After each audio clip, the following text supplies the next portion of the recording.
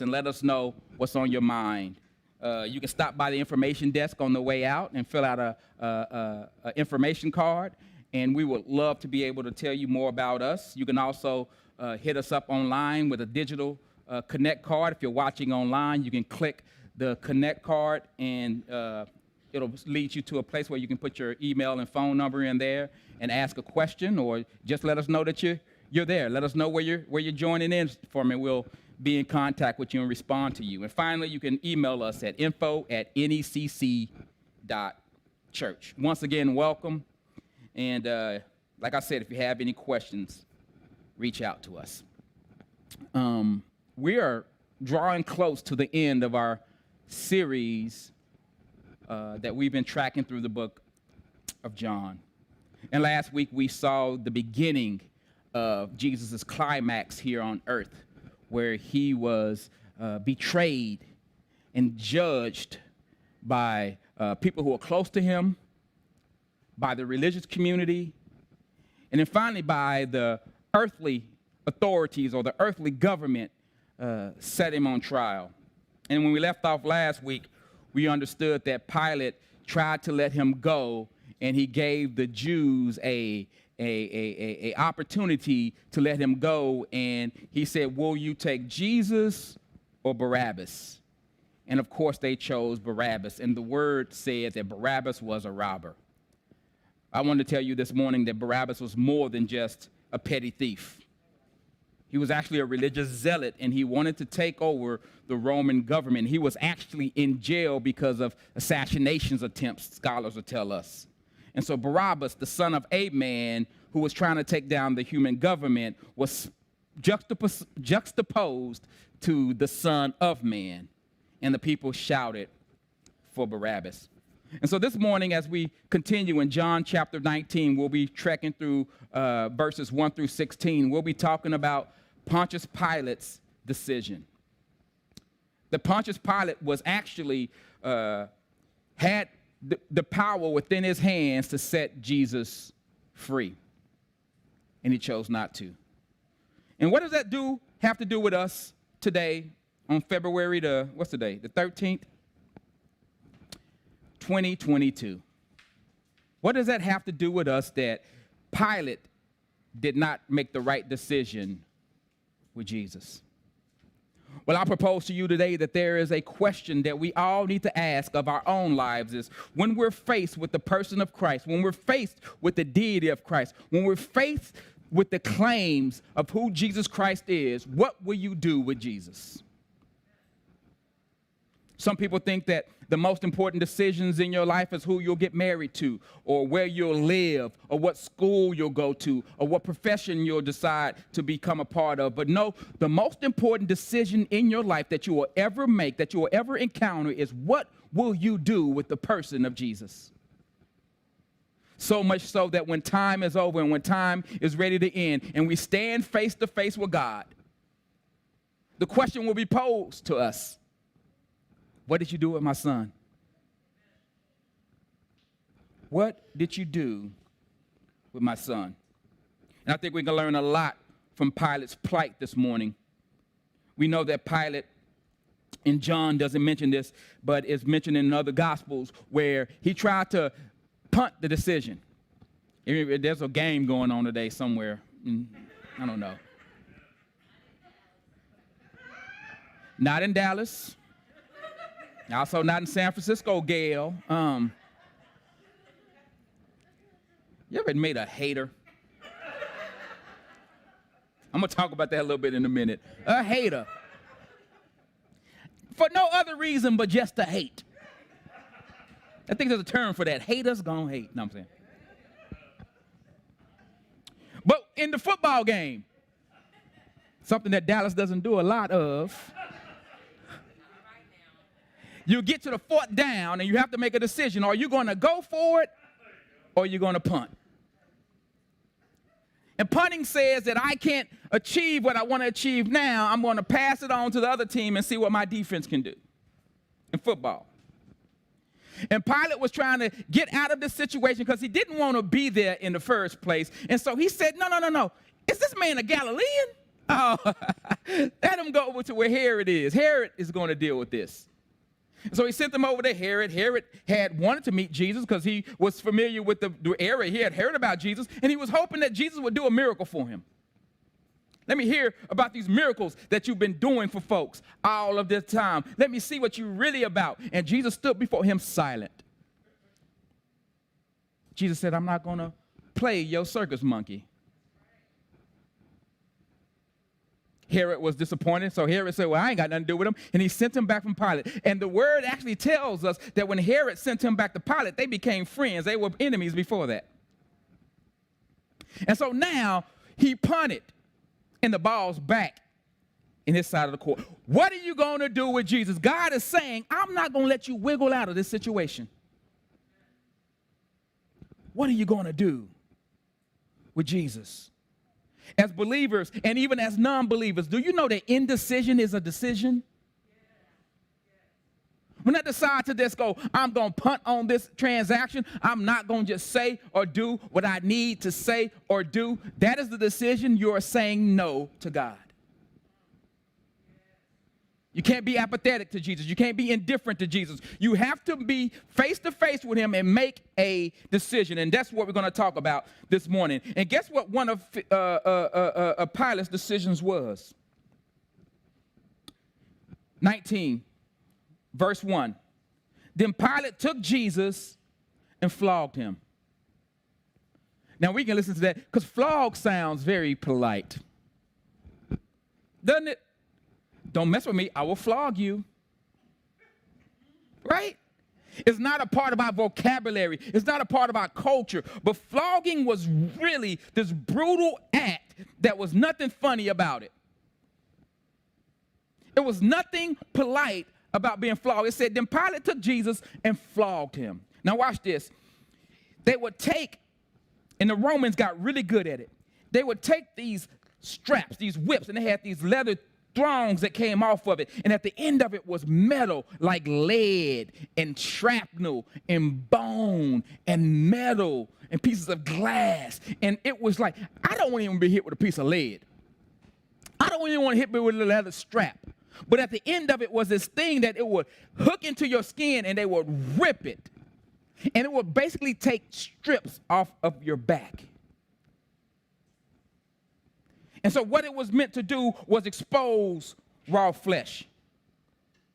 And this is what Herod decided to do with Jesus. Our friend William Barclay, who was a scholar from back in the day, he records that few remained conscious throughout their ordeal. Some died, and many went raving mad. He was literally beaten to the point where people lost their minds.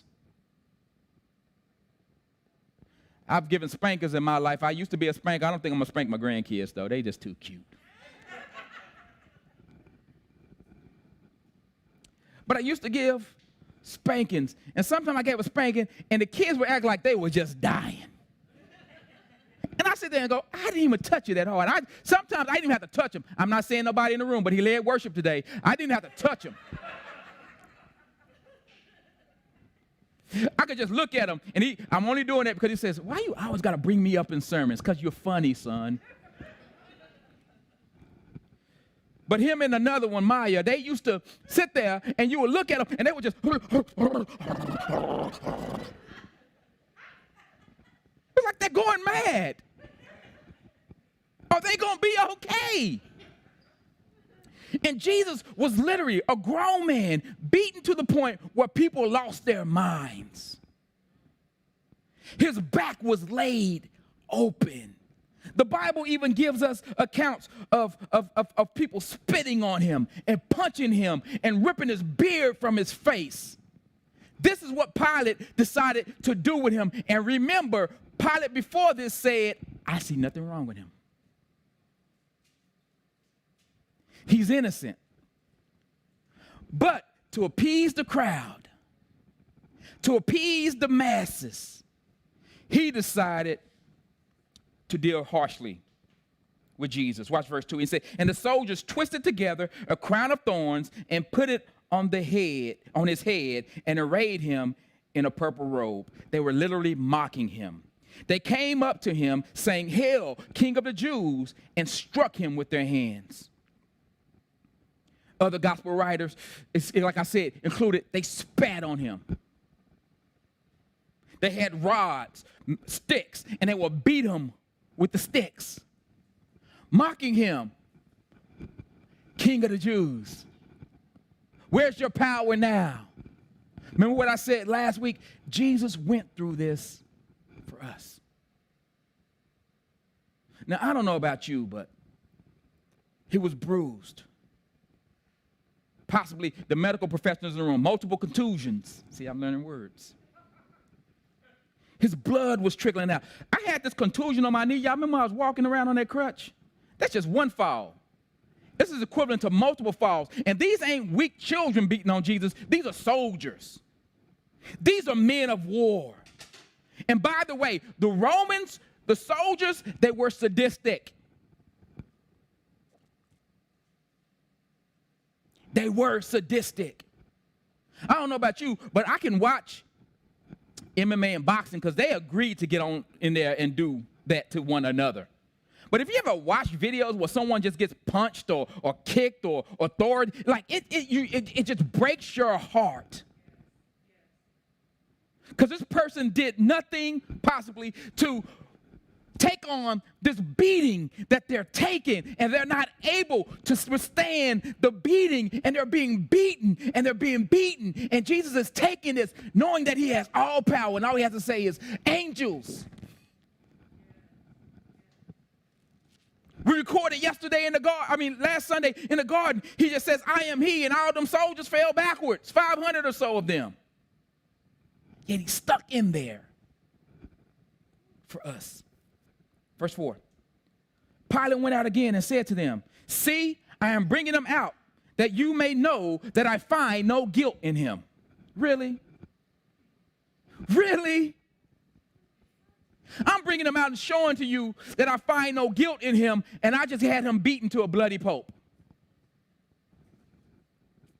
So Jesus came out wearing the crown of thorns and a purple robe. Pilate said to them, "Behold the man." Now, if we're not careful, we'll read right past this. Pilate, I think he's up to something. He didn't want to deal with the crowd. He didn't want to deal with things that are going on. And he didn't say, "Behold the King of the Jews." He said, "Behold the man." Why did he say that? He's saying, I've adequately punished him. I've taken him out of his high position. I've made him on the level of the rest of us. It came through force, but I beat him into submission, basically. Why do some of us think that we can do that with God? I can stifle God in my life, and I cannot listen to him, and I can bring Jesus on the level of just a mere man. Like I said, what are you going to do with the person of Christ? A lot of people say he was just a great teacher. He was just a religious leader who got himself caught up in a bad situation.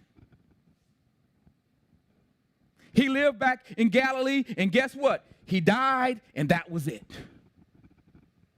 Some people will go as far as to say that the biblical Jesus never even existed.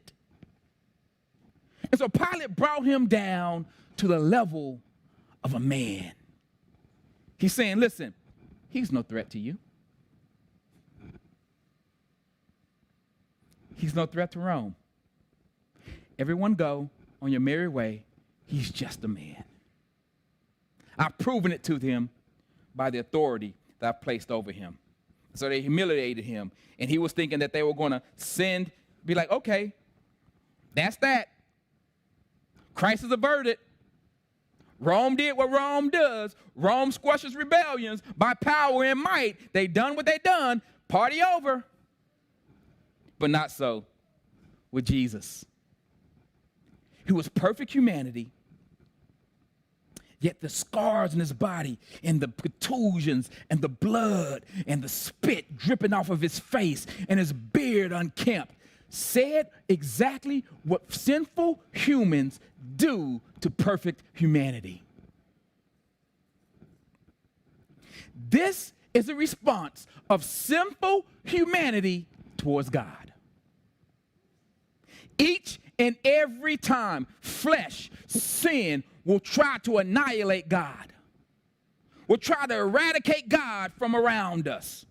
The Bible tells us that our flesh is at enmity with God, which means it's extremely hostile toward God. It wars against God, and we wonder why we can't get right, because our flesh oftentimes is out of control.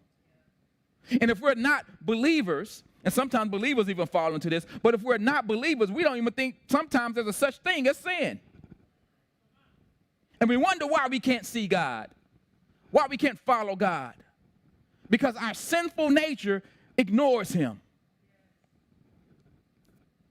But not so with Jesus. The Jews just didn't know how to take a cue. Verse 6. When the chief priests and the officers saw him, they cried out, "Crucify him! Crucify him!" Pilate said to them, "Take him yourselves and crucify him, for I find no guilt in him." Listen, now, I'm not the most compassionate person in the world. I'm not. I am compassionate, but I know people who will cry at like, "Oh, did you, you know." But I can only imagine sitting there and looking at the state of Jesus, seeing him beaten, probably be within an inch of his life. And mind you, when the Romans would flog people, it was often to get a confession out of them, right? Or to beat them within an inch of their life so they know not to deal with Rome no more. It wasn't like our law officers, our military, like we have laws and everybody's created equal, and if you get caught doing it, you get in trouble. Rome, they made a sport out of it. So much so that years later, they were feeding Christians to lions and tigers and bears, oh my. They were sticking Christians on poles, pitched in tar, and using them as light at night. These were some brutal, barbaric people. And Jesus knew fully what he was up against. And so he's sitting there. And if anybody says they know God, and anybody believes in the God of the universe, and anybody believes that God is cool and keen and spiffy, or whatever you want to call God, if anybody believes all these wonderful things about God, you will look at another person created in his image and you will say, enough. Okay, he learned his lesson. Don't hit him no more. Not these people. Go ahead and kill him. As a matter of fact, don't put him out of his misery. Put him through more suffering. Put him through the excoriating pain of the cross. Put him through the crucible of the cross. Put him through the most excruciating pain that we can delve up in this day and in this hour, in this time, on his method of execution. Make him suffer before he dies. That's what they're saying. Crucify him. Crucify him. The sad part, they showed Jesus no sympathy for whatever. But here's the thing. He was crucified for being himself. He literally did nothing wrong. He was literally beaten, flogged, tortured for being himself, for loving people, for wanting to point people to God. Oh, what a world we live in. No compassion at all.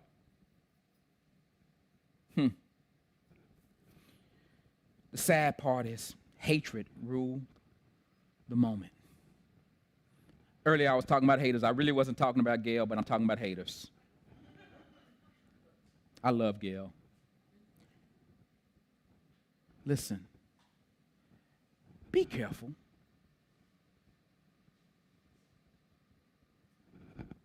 Hear me, Christians. Be careful of allowing bitterness to turn into dislike, to turn into apathy, to turn into hatred for another person. It was at the point where he was literally suffering, and they were like, I could care less what happens to him. And in this case, it wasn't because he did anything to them except shine his identity in front of their identity and letting them know and letting the world know that next to him, they wrong. Their selfish ambitions were on display.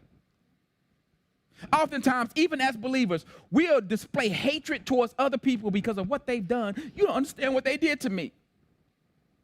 Don't do that. This is why we have a commandment to forgive others. In other words, let them off the hook. Hatred is a sneaky thing. And I've heard some person say before, I don't know where I heard it from, but hating another person is like you drinking poison and hoping they die. If you don't hear anything else from me today, be careful of how you allow hatred to blind you.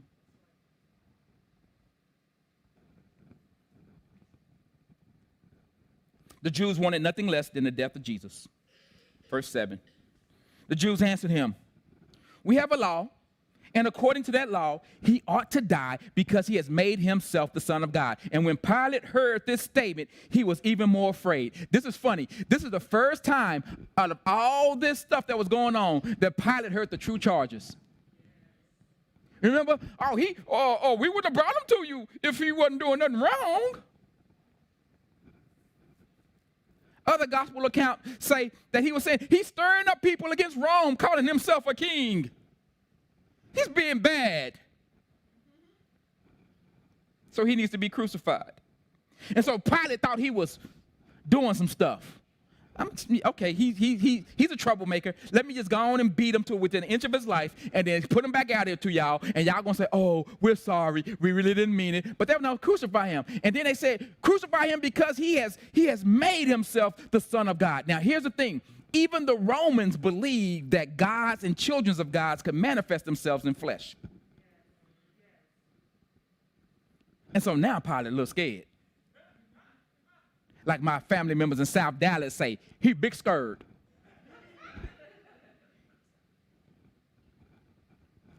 He's afraid. Another gospel account tells me that his wife sends a message that I've been troubled all night because of a dream. Don't mess with that man. Listen, husbands, I'm telling you right now, listen to your wife sometime. Knows I say sometime. Listen to her sometime. Listen, don't have nothing to do with that holy man. Don't have nothing to do with him. And now Pilate's going, dang. He said he who? He said what?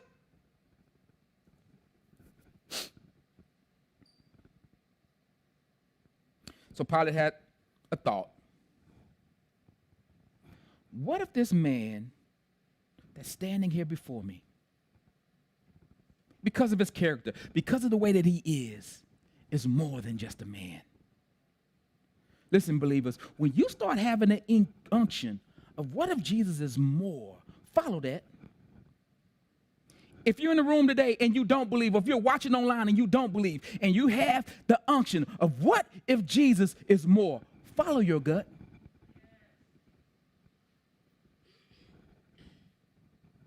Watch verse 9. And I believe, rabbit trail, I believe that because of the way that Jesus carried himself, Pilate was even more scared. I'm going to come back to that later. So verse 9, so he entered his headquarters again and said to Jesus, where are you from? Because if you're from the realm of the gods, I need to know. I'm already scared. Jesus knew we were scared. I need to know. So where are you from? But Jesus gave him no answer. So Pilate said to him, you will not speak to me? Do you not know that I have the authority to release you and the authority to crucify you? Then Jesus spoke up. Jesus answered him, you have no authority over me at all unless it has been given to you from above. Therefore, he who delivered me over to you has the greater sin.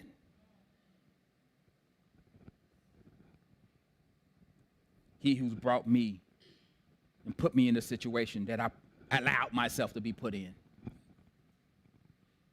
has a greater sin. I can remember playing cops and robbers with my kids when we were little, right? Or whatever. And we'd be playing, and then they catch you, and you put your hands behind your back. Oh, you got me. Oh, you got me. This is exactly what Jesus did in this moment. Except my kids weren't allowed to punish me. He's saying, you got me. But he told Pilate, this is where my sanctified imagination kicks in, and I have rabbit trails. I believe that Pilate sanctioned these kind of things all the time. Perhaps Jesus was the only person who never pleaded for his life. Think about it. If I am saying that I'm something that I know I'm not, and I'm going through the abuse that Jesus went, think about it. Come on. All your nerve endings are hurting. Every last one of them. Talk about a migraine. Dare I say Jesus was concussed. Remember, he's 100% man. Think about an accident or something that happened to you. Maybe you're in a car wreck. Maybe you fell. Maybe you got sick and your whole body hurts. Listen, magnify that by 1,000,000. This is what Jesus is feeling right now. Every one of his nerve endings are just on edge. His body is trying to heal itself, and he's just hurting. Okay, let me break it down to you, because y'all look at me like, I don't know what you're talking about, Sean. Know when you're going to the bathroom, and that edge of the bed where that wheel is on that base, and your pinky toe hit that, and of all the places in the room your pinky toe can land, it lands on the end of that bed, that little sharp piece of metal, and you feel it up in your eyeball, and you, ooh. Anybody with me? Okay. Imagine pinky toe bumps all over your body. Make you lose your breath. You can't breathe.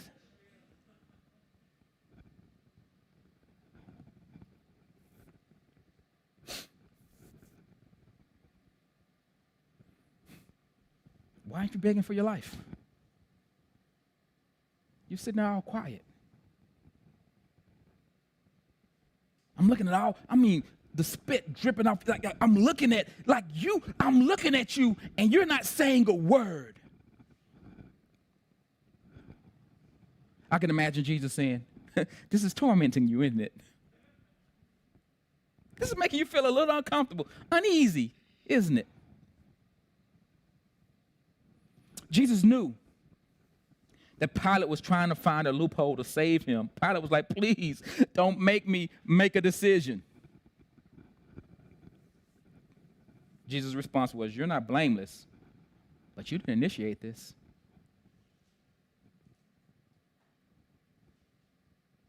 It's not all your fault. You didn't set this thing into action. That's what he said, right?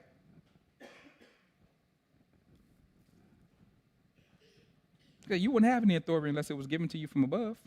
Therefore, he who delivered me over to you has the greater sin. He didn't say Pilate didn't have no sin in it. It has the greater sin.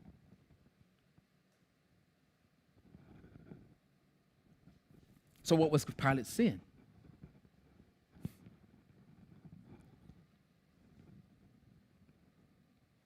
Not doing the right thing. Listen, outside of Jesus being a Christian or a Jew at the time, and Pilate not understanding possibly all the traditions and stuff, God has put, there's no pudding. God has put in every person this innate thing that wants to just do what's right. The Bible says in Romans chapter 1, at the end of chapter 1 and beginning of verse 2, that we've suppressed the truth. That God's law is written on each and every one of our hearts. You can go to a remote tribe in a remote place, and they'll know the basic principles of life. Like they know that if they go into another neighbor's hut and take something from that neighbor's hut, that wasn't right. You're like, they don't know. That's why does the neighbor come back and club him across his head if he didn't know it wasn't right? I watched this movie years ago. It's a fascinating movie. It's called The End of the Spear, Edge of the Spear, End of the Spear. Beautiful movie. It's about this tribe down in Central America, maybe South America, I don't know. They were a remote tribe that nobody was ever able to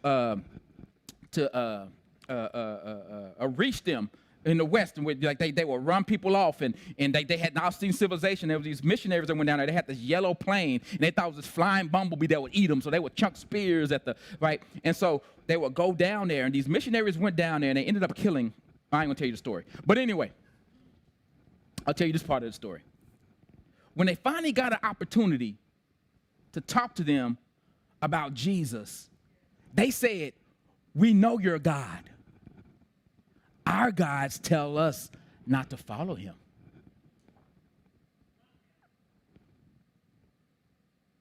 We know this Most High God that you talk about. Our gods tell us that he's evil.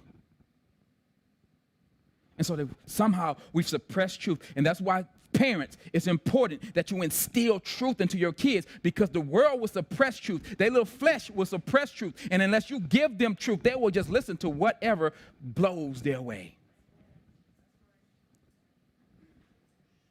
They'll stand before God without excuse. Some people say, well, what about people who've never heard about Jesus? I think God will deal with people who've never heard about Jesus according to people who've never heard about Jesus, according to their conscience and according to what they understand. There's enough illumination in the world for people to get saved in the last day because they have done what their hearts have innately told them. So I don't worry about people who haven't heard about Jesus. I worry about telling people about Jesus. That's what I worry about. You do your part. You do your part. He said, you're not blameless, but you didn't initiate this. So Jesus essentially said, guess what, buddy? You're not in charge here.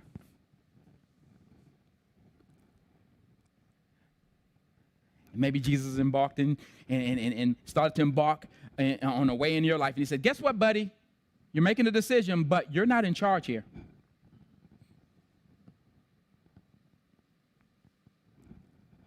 You're not the boss of me. I'm the boss of you. One last time, King James Version. Pilate was shooketh. Verse 12. From then on, Pilate sought to release him, but the Jews cried out, if you release this man, you are not Caesar's friend. Everyone who makes himself a king opposes Caesar. Here the Jews being hypocritical again. Right? The first bout of hypocrisy, like, oh, I can't go into the governor's palace because I want to be able to take the Passover meal. Now they're saying, listen, if you don't crucify him, you're not a friend of Caesar.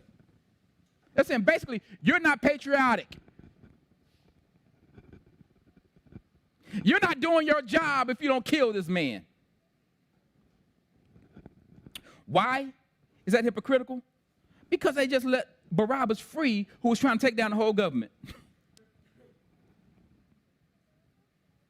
Oh, we're so prone to be hypocrites, aren't we?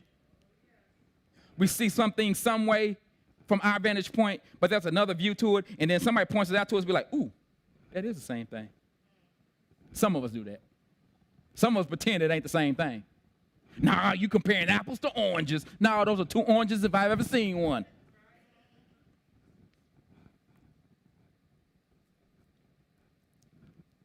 You're not loyal to Caesar.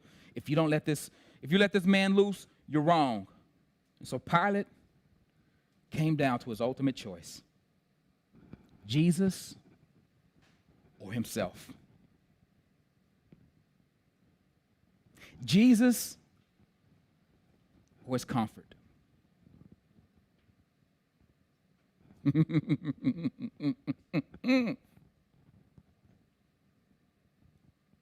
Quick question. Don't raise your hand. How many people have been faced with that question and punted? guess what you made? A decision for yourself. And the sad part is we think while we're here on earth, we're saving ourselves, but that decision is ultimately not until salvation. God first, then others, and myself. Not others over yourself, but others and myself. Others as myself. Thank you, LaVesta, for yes, sir, from the kitchen.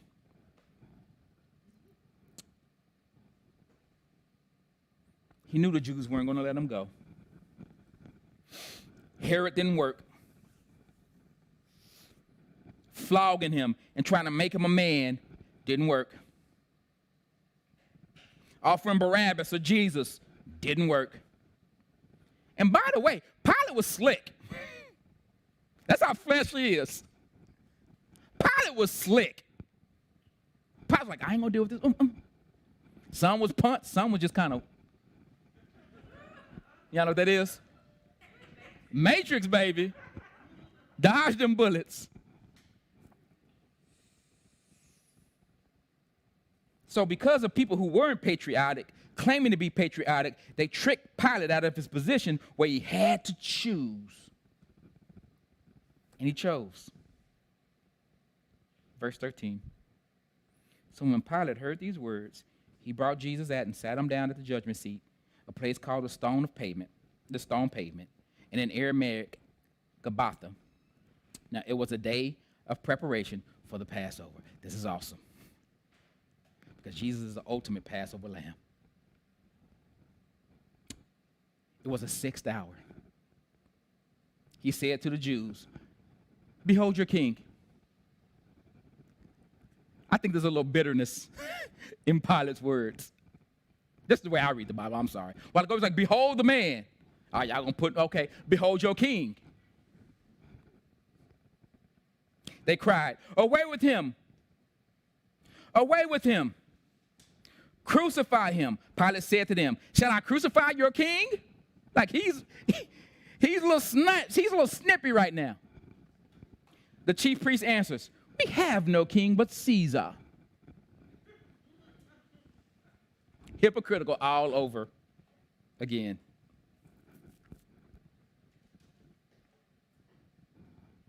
And just like Jesus was the Passover lamb for them, he's a Passover lamb for us.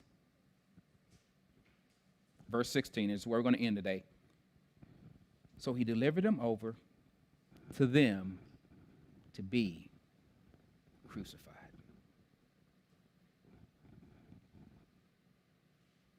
Such an obscure just place in the Bible, right? I started to preach on John 19:16 today. Just tell y'all the story later. What if I said, today's text is John 19:16, so he delivered him over to them to be crucified. You'd be like, what is that about? If I didn't give you context of, we all have to make a decision. And here is his decision written for all of eternity, that he delivered him over to them so that he can be crucified. Who's he? The innocent man. Who's he? The one that Pilate said, I wash my hands of this man because he's done nothing wrong. And forever, Pontius Pilate is remembered as the one who decided that the innocent man will be killed. Now, it depends on your eschatology and it depends on your theology around God's sovereignty. I won't get too deep into this today, but some people think that God's sovereignty is from this vantage point, from eternity past, from the vantage point that God said and God declared it based upon God says this is going to happen, and then all these puzzle pieces were put in place. I think that's an overly simplistic example of what some people believe or the thought. And then on the other side is God is standing on this side of eternity, and he's looking back, and he knows what the decision is going to make, and so he goes back into the past, and he declares a thing as if he's eyewitnessing the things, and he's talking to us. I think that's an overly simplistic understanding. Somewhere in the middle, God's sovereignty knew that Jesus was going to be the lamb crucified from the beginning of the world. Pilate was culpable in it. God is not going to let Pilate off the hook. Somehow, some way, God ordained it to happen. At the same time, God is leaving Pilate on the hook. I won't go too deep into that this morning because we'll talk for hours and we can all come to different understandings of it. And some of us, a lot of us can all be wrong. But somehow God did it. Jesus knew that we was going to do. God did it. Pilate did it. And God is not letting Pilate off the hook, nor the Jews off the hook. But salvation is for all of us if we would just come.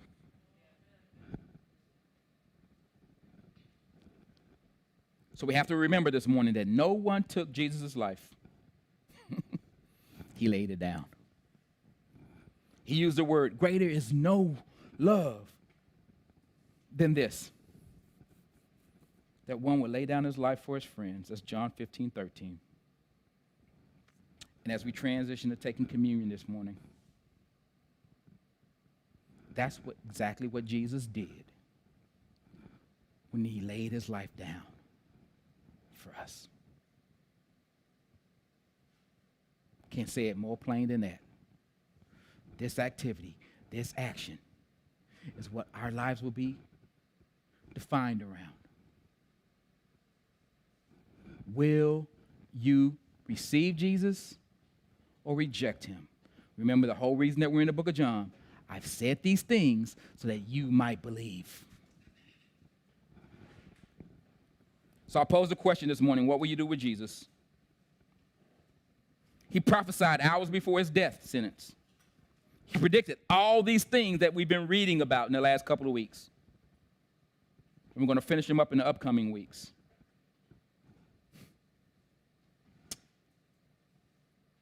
Later on, after his death, his burial, and his resurrection, where we'll talk about in the coming weeks, there was a man named Saul of Tarsus, who God showed up in his life, much like he showed up in Pontius Pilate's life.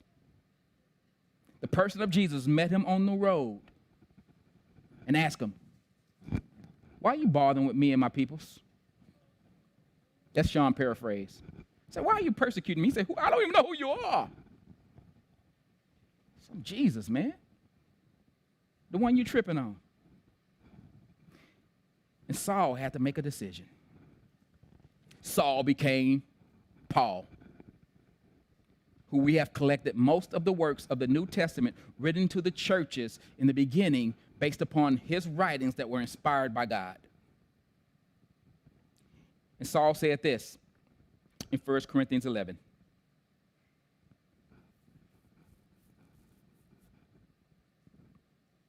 He urged us to examine our lives before we come and partake in communion. 1 Corinthians 11, verse 23, it says, for I have received from the Lord what I also delivered to you, that the Lord Jesus, on the night when he was betrayed, took bread. And when he had given thanks, he broke it and said, this is my body, which is broken for you. All the excoriating pain that we've talked about so far, and the excoriating pain that's going to get worse as we talk next week, all of that is for you, he said. He says, as you take this broken bread, he said, do this in remembrance of me. Don't just skirt over it, but remember what I did for you. Remember the reason that I did it for you. He says, for as often as you eat this bread and drink this cup, you proclaim the Lord's death until he comes. Whoever therefore eats the bread or drinks the cup of the Lord in an unworthy manner will be guilty concerning the body and the blood of the Lord. Don't you dare. Don't you dare come to the table in an unworthy manner because of all that he's done. So that means if you're not a believer, we as believers hold this moment sacred.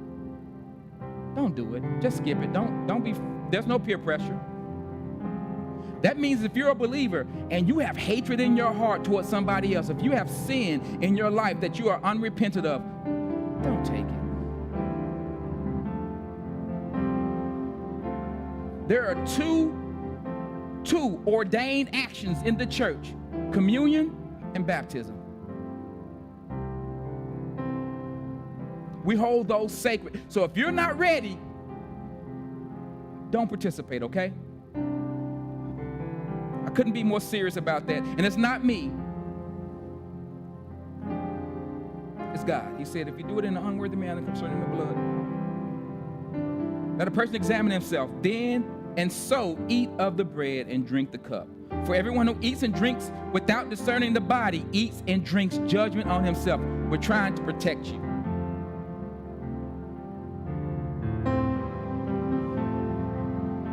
I don't know if I can make it. The word just said it. For anyone who eats and drinks discerning the body eats and drinks judgment of himself. That is why many of you are weak and ill, and some have died. But if we judged ourselves truly, we would not be judged. But when we are judged by the Lord, we are disciplined, so that we may not be condemned along with the world. So right now, I want you to just examine your heart.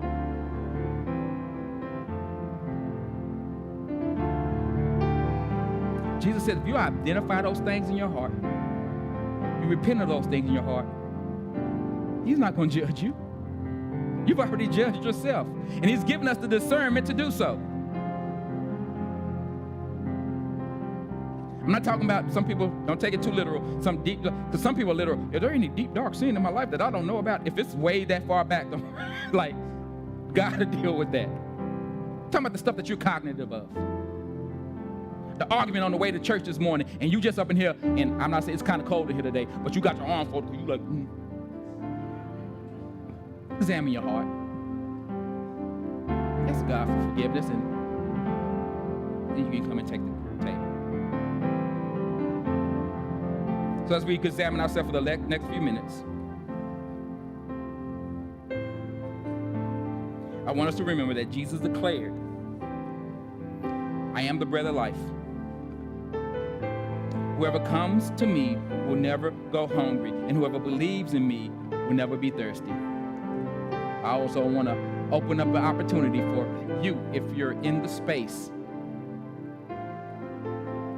and you've never came to Him as the bread of life or the cup that never runs dry. If you've never made a decision that He is God and He is Savior, and you're feeling compelled today, we want to talk to you about that.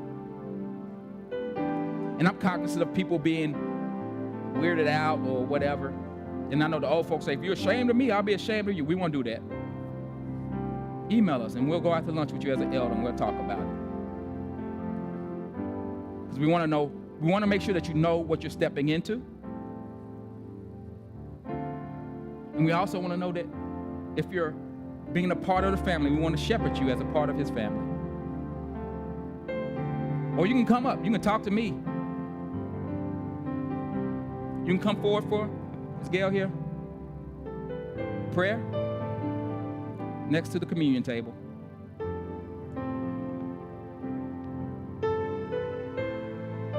It's the most important decision you will ever make in your life. As the worship team blesses us with song, think on it, examine yourself. Come and receive communion as you're ready. And I'll come back with a benediction.